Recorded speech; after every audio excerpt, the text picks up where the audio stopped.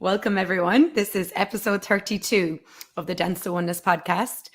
This week, we have titled the show, What Does It Take to Value You? And I have my good friend and guest here with me, John Wheeler. John Wheeler is psychotherapist, psychologist, Psychotherapist. So should I call you doctor? No. Not yet. Not yet. Soon to be doctor, is psychotherapist, and he's also an access consciousness facilitator. So he combines the tools of access with in his psychotherapy business, as well as he does lots of other, he does Right Body for You classes, relationship done different classes, and has a wealth of information. He's also one of the primary oracles for access, which a lot of you are like, what the hell is an oracle? It's just someone who has and able to know information, record information, and even get information from everywhere at any given time. So he is a wealth of information and knowledge. So welcome, John. Thank you. I'm glad I'm here. So the title is What Does It Take to Value You? And that is really a true question, because it's like we talk about valuing you and having your own back, but most of us have no idea where to even start with that. So if you we're talking to someone and they had no sense of valuing themselves or honoring themselves or having their own back, like for me, growing up in a world where it was always about pleasing others and trying to be part of the crowd and trying to fit in and giving myself up, in a heartbeat just to try and fit in. Yeah. And then feeling wrong all the time because I never really did fit in. How do you go from there to, okay, now I'm actually valuing me? Well, the first one, all those examples are like everything I think I've ever heard from someone. You just nailed all of them. And the biggest one being like, you want to honor other people, especially if you're a kind, caring person, or you think you're a kind, caring person. And we go into this like, okay, well, kindness is I'll give up, whatever I need to give up in order to help this person or care for this person or give them what they need. But when it comes to actually valuing yourself, the first piece from my perspective is to actually get to the place where you recognize you can value yourself without making other people less important or less than you. You don't have to separate from people. You don't have to end relationships. You don't have to cut back on conversations with people who you think may or may not be contributing to your life in order for you to value yourself. You can value you exactly as you are right now, with everything that's still in place. Everything you think is right about you, everything you think is wrong about you, everything you think is working, everything you don't think is working. None of that is relevant.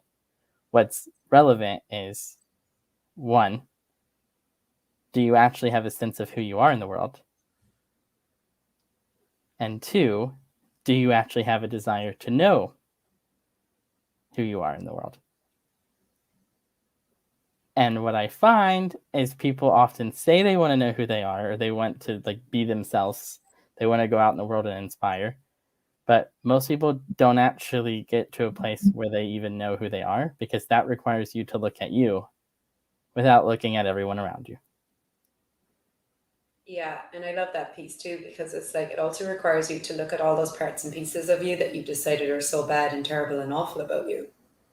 Yeah. And then the other part of that is it also requires you to look at the pieces that are great about you and not make either sides right and wrong, to actually receive all of you. Because I know for me, for years, I went to Alcoholics Anonymous before finding access. And it was always that just God, I'm so wrong, I'm so wrong, I'm so bad, I'm so evil. And it was always trying to hide how bad I was so people didn't see it.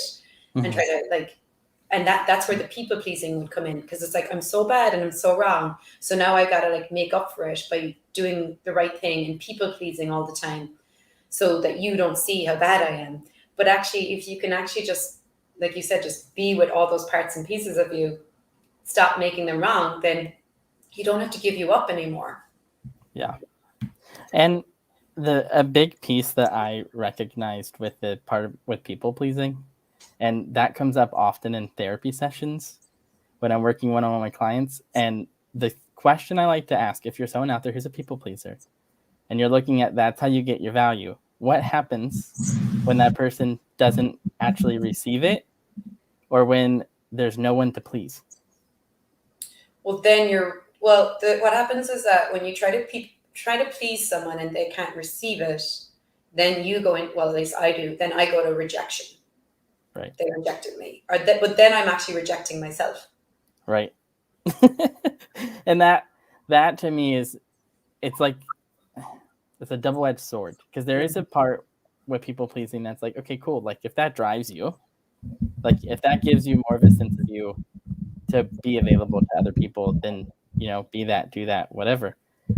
And how much greater could that be if you included you in the process? Because if you're giving to people from a place where if they don't actually receive what you're giving them, like they're not grateful for you when you gift to them, then the only way to then make that work is for you to then start to negate the gift that you gave. Like you have to start seeing what you're being with that person as less, because they see it as less, because the value that you have of you is based on that person's reaction or that person's ability to go, oh, hey, thank you for this gift, or thank you for whatever it is that you're doing. And most of the time, it's far easier to see what's not right about us or to go to the wrongness of us, rather than actually looking at places where we are actually being us in the world. Like those places where you're actually being valuable to yourself and to others is hard to see when you're judging, because you cannot value yourself and judge yourself at the same time. Mean. Say that again. You cannot value yourself and judge yourself at the same time. One more time for the people who still aren't hearing you. You cannot value yourself and judge yourself at the same time. Wow. So anything that you're in judgment of right now is a place where you're actually not valuing you. And it's also a place of whatever that the thing is that you're judging, whether it's another person, it's a job, it's your bank account, it's your body. Like put anything in that, anything that you're judging. You also cannot have the gift of that. You can't even see the value in it.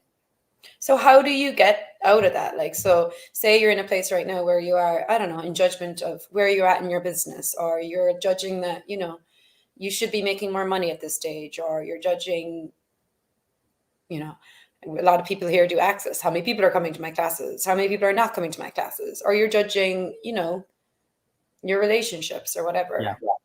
Well, and speaking with the access tools or things that we've done in access to shift that, one of the things is go to gratitude. Rather than judging that there's not enough people in your class, be grateful for the ones that did choose it. Rather than being in judgment of the lack of money in your bank account, be grateful for the amount that is there. And moving from the space of judgment into gratitude, but it's also actually acknowledging when you're judging. Yeah. So it's really only when you get present with the judgments that you can change them. Yep, that's what I was just about to say. Yeah. You have to get present with what you're actually choosing in that moment. Yeah, like rather just like, because a lot of times like you're in judgment, but you're kind of like judging from the side. Do you know what I mean? You're like, I'm like, kind of like, it's almost like it's like that automatic thing. It's like, oh, I can't believe I'm still like this, or I can't believe this is still happening. And it just goes on. And you just kind of, I know for me, I just kind of like have a tendency to plow through it, like to carry on regardless. I've always had this energy of no matter what's going on, I'm just going to keep going. So sometimes I won't actually just like you said, like just acknowledge first you're judging, like, because a lot of times I'll just like ignore it, put it to the side and keep going, rather than be like, okay, why don't I just sit with this for a second? Yeah. Rather than trying to plow over it. And then with that too, when you push things to the side, it's like, how many things do you carry through your life then that you're not looking at? And then you're going, why am I so exhausted? Or like, why is it when I talk to this person, I get so angry? Well, there might be other things going on that you've pushed aside and you're not actually acknowledging what's there. Because I know, like, again, with this talking about valuing you, part of it is also acknowledging what needs to be handled and handling it when it needs to be handled. So like for me, I know I can come across to some people as rude because I'm usually a pretty direct person. Me Like too. if something's bothering me or something isn't working, I'm just going to tell you, hey, this isn't working. And I'm going to ask you what's going on and we're going to address it so we can move on. Rather than what I see a lot of people do, which often is passive aggression, or like places like they do put their judgment on the side and they're putting on a smile and they're talking all nice and doing all the right things that you're supposed to do to be a kind, caring person. But in the back of their mind the whole time, they're holding a judgment of you. And if you're someone out there who's really aware, you're going, this person's so nice. Why do I want to punch them in the face all the time? Wow. Well, are they nice? Or are they kind? Are they in judgment? Like what's actually going on there? Energetically, yeah. Well, I think for a lot of us too, well, that's a great awareness to have, when you feel bad, like you feel bad, this person's so nice and kind, but I want to punch them in the face. Well, what are you really aware of? Right. And then also, I think for a lot of us too, it's like we very rarely judge others. We're nearly always in judgment of ourselves, Yeah. So it's like being present with the judgments you have of yourself is also that piece of like, if you can be present with it, then you can actually get to, okay, what I actually love lately, one tool that really helps me, and it's an access tool as well, is first off, yeah, be present and acknowledge what's there, but actually ask for what's the energy underneath it. And what I'm finding a lot is that when I look at what the energy, so if you get like whatever you're judging the most right now in your life, or something that's really, irking you lately, if you get present with the energy, and then ask for like, actually, what's underneath this? What I tend to find is there's actually a lot of space, a lot of ease, a lot of joy underneath the thing that I'm judging. And is that actually that piece of valuing you, like valuing you enough to actually get to like the gift of you? Yeah, and actually valuing enough to get to the space that's underneath all of the crap in the world. There we go. Because there's the piece too with the presence, and I've never asked this question, and then when you were just talking, I was like, oh, that's a different question in my world. But like right now, have a look at your life, and what are you actually present with? And then to what degree are you present with it?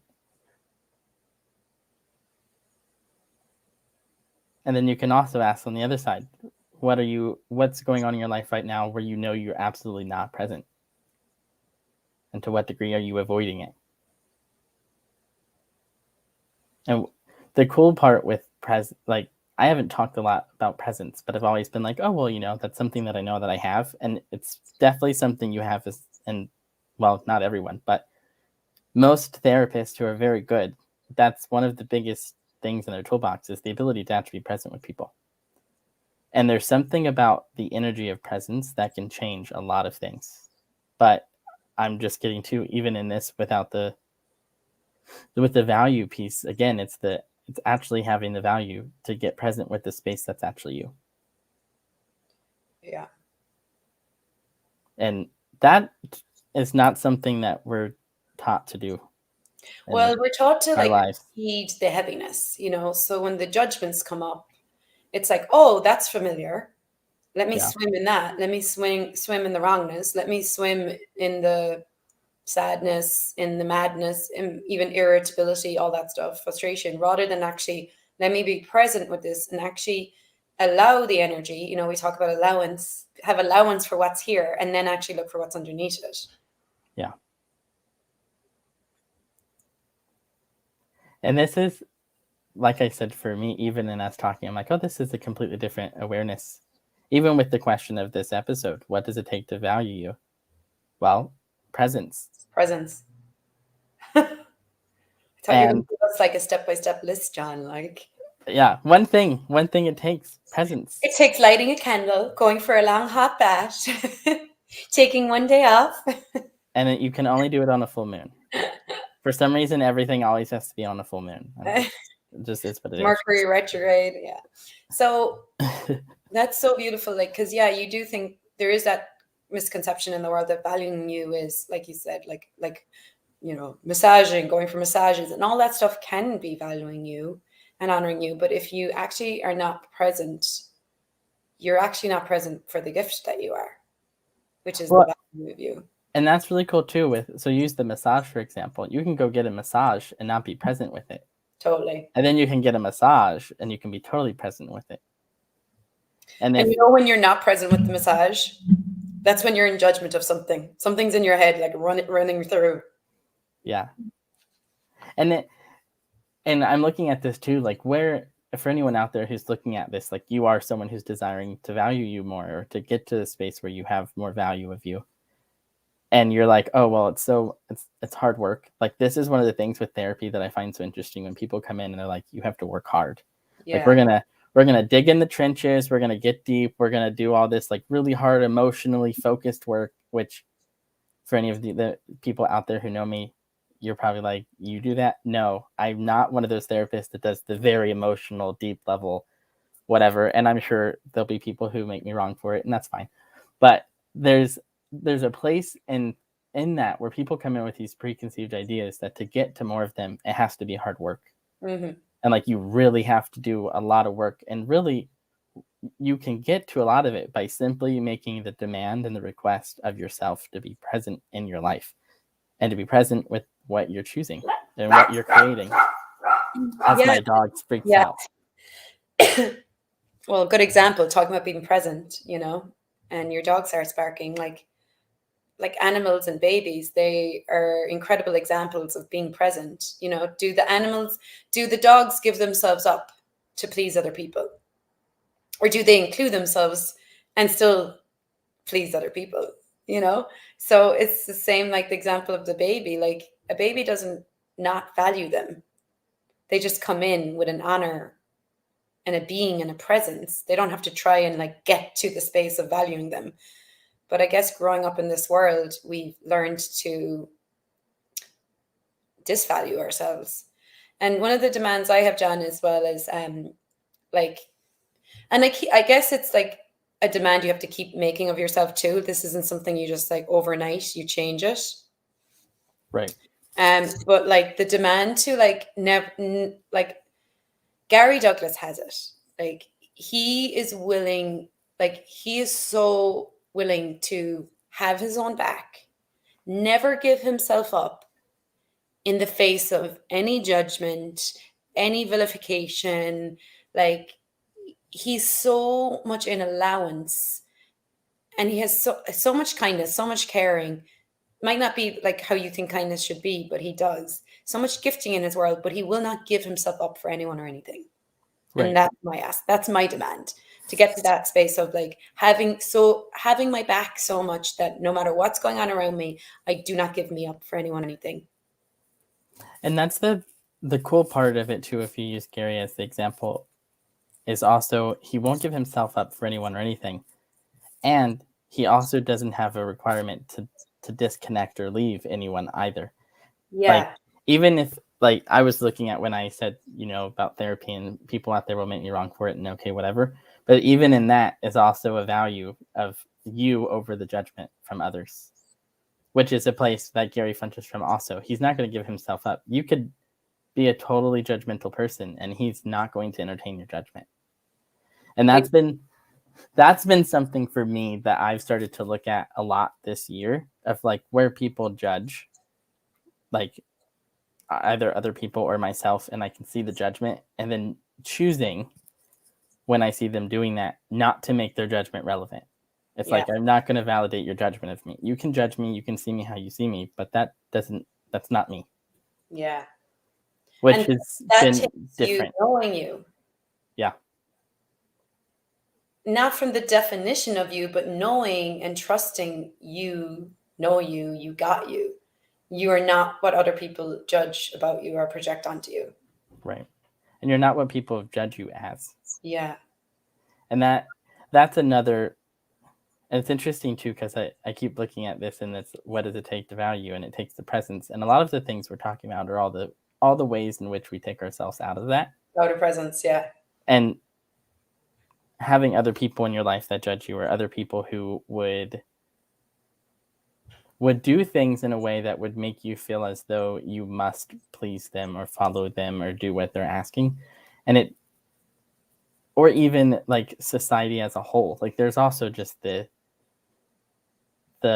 pressure of basically existing on the planet, of like what's the right moral thing to do, what's the correct way to be. And that's sometimes some of the coolest conversations I have in therapy, is when people come in and they're like, well, I'm wrong. I had one client, it was probably the greatest conversation I had, was a client who came in and said, I said, what would you like to get out of therapy? And they said, I would just like to know what's wrong with me. And I said, okay, well, I'm just going to, and I was like, I'm just going to stop you right there. Like, this is right at the beginning of the conversation. I said, something I'm going to challenge you, if you're going to meet with me, is, what if there's nothing wrong with anything you've ever done or anything you've ever chosen? And to see their face, and then they cried, and it was just this beautiful experience, because I could tell that was the first time someone looked at them and said, hey, nothing that you've ever been, you've ever done, you've ever chosen has ever been wrong. And I started to hear it more, which makes me laugh. But in the moment, I was like, there's no right. What if there was nothing that was right or nothing that was wrong? What if you actually just look at what works? Yeah. You don't need to get your choices right or wrong. Be in the question of what works. And is this still working? Is it working to judge you?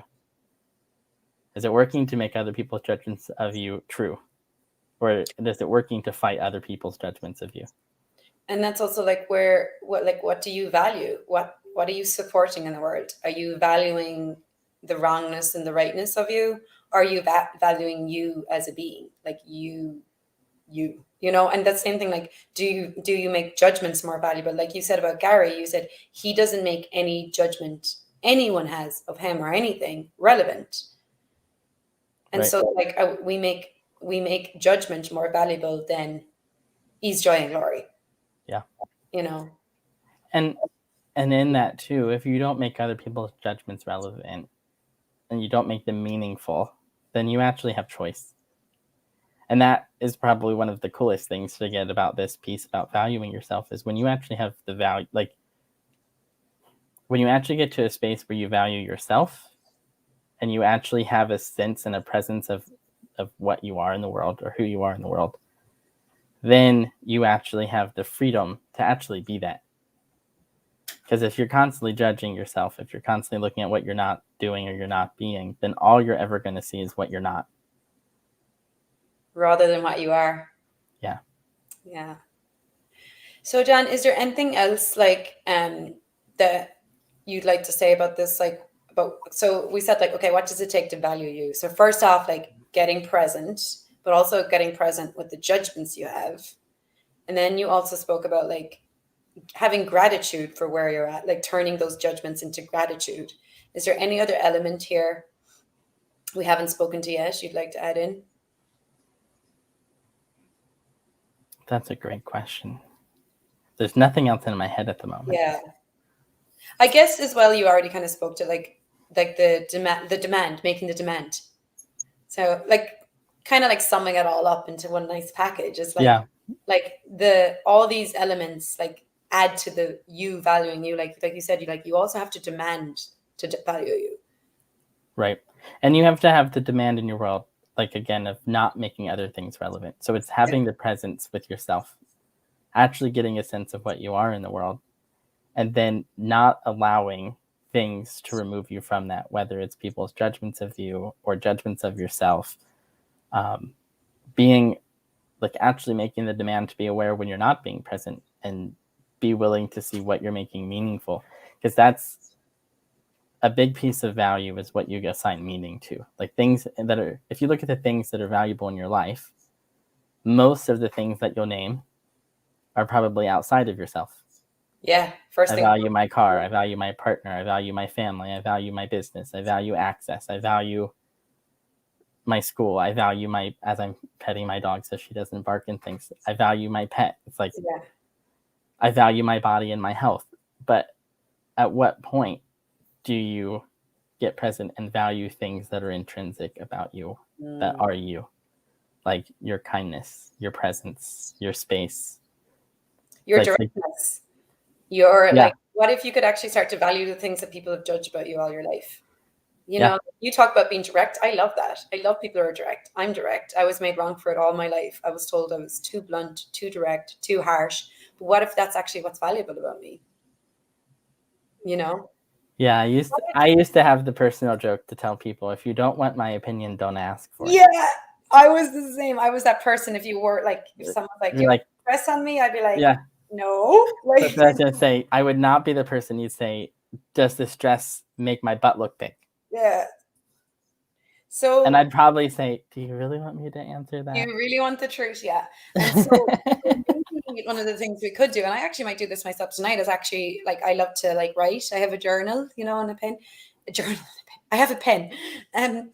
But I have many journals. And so maybe like you could write like a list of all the things that are actually valuable about you, like you, not like not your life. Because actually, you know, like one of the things we used to do before, like in AA, was do gratitude lists. And it was always like, I'm grateful for my parents, and I'm grateful for college, and I'm grateful. And you were never like, you would never put you on the list. So I love that exercise. You just kind of said like, what's intrinsically valuable about you, like you intrinsically. And like, I wonder how many things that you've made wrong about you are actually the gift of you. And that's actually valuable about you. Yeah. And if you wanted to do a quote unquote gratitude list, what I would do is write down a list of all of the judgments that you have of yourself. And ask what go through and go through each of those judgments and change the energy in your head, even just in your head if you're thinking, change it from, well, I hate this about myself, to I'm really grateful for this. Yeah. And see what changes. I like that. If you actually start to be grateful for the things that you judged about you, would that actually allow you to value you? That's brilliant. I'm going to do that. Oh, wow. We'll be doing lists all night. Well, and it's funny, and I will just drop it on myself here, but this is one of those topics too that I am doing a 3-part telecall on. Yes, and I was going to ask. I personally have never done a multi-part series, and I was talking with my team, and we're like, what if you do something on valuing you? And I was like, okay, let's just do a telecall called Valuing You. Yeah. And then I set with the energy, and I wrote the description, and then I was looking. I was like, we're not going to get to what's available with this with one call. And so I was like, okay, fine. I'll, step up. I'll do a 3-part series. So it starts December 11th, and you can find it on my website, john-wheeler.com. Just go to classes and events, and it'll be there. Yeah. And it's going to be 3 calls. I think it's one every week. And we're going to get on freeform, like Amy and I have done this podcast. We've got the valuing you as a topic, and we'll get on and we'll go and see where we go and what's available with it. And someone's asking, can you give an example? And I'm thinking it might be an example of something you'd put on your gratitude list. So I can give an example. Go for it. I think what she means is like, so if you look at something that you judge about you, or that other people judged about you, or something that you see as a wrongness of you. So say for me, it would be being too direct. Like I was told I was harsh growing up, like too harsh, too direct. So if I look at that and I go, okay, if I was grateful for that, what would that create? And then I would actually go, what is actually the value? What is valuable about that I've never acknowledged? Yeah. And the piece I wanted to say too, John, was I think I heard Dane say, like Dr. Dane here, that the things that you think are wrong about you are usually the things everybody loves about you. That makes sense. Like other humanoids are like, I love that about you. I love that you're so direct and bluntly honest. Like, So if you're looking for people to have to add to your life, look for the ones who enjoy what you think is a wrongness. There you go. There you go. Stop looking for the people who like everything about you, or who judge everything about you, and start looking for people who like everything about you. Yeah. What would it take to people who enjoy your quirks and your weirdness? You know? Which would be also great advice for anyone out there looking for a relationship. Yeah. Instead of creating it from judgment, maybe create it from gratitude and someone who values you. And start with maybe valuing yourself in your relationship. But I know that's asking a lot.